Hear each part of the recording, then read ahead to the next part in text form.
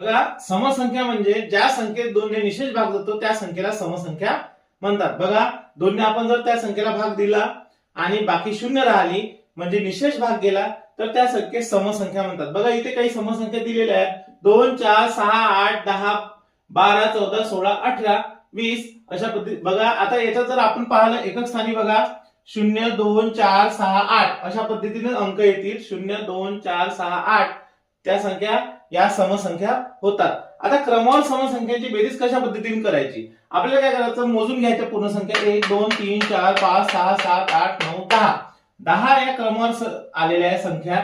मग काय करायचं, या 10च्या पुढचा एक नंबर घ्यायचा 11, या दोघांचा गुणाकार करायचा. बघा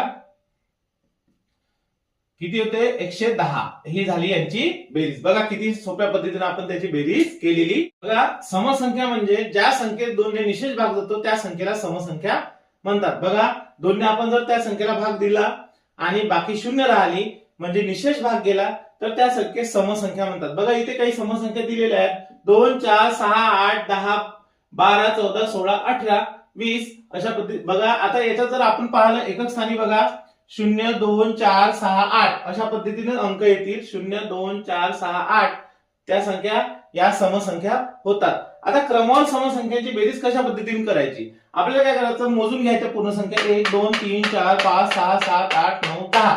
10 या क्रमवार आलेल्या आहे संख्या. मग काय करायचं, या 10च्या पुढचा एक नंबर घ्यायचा 11, या दोघांचा गुणाकार करायचा. बघा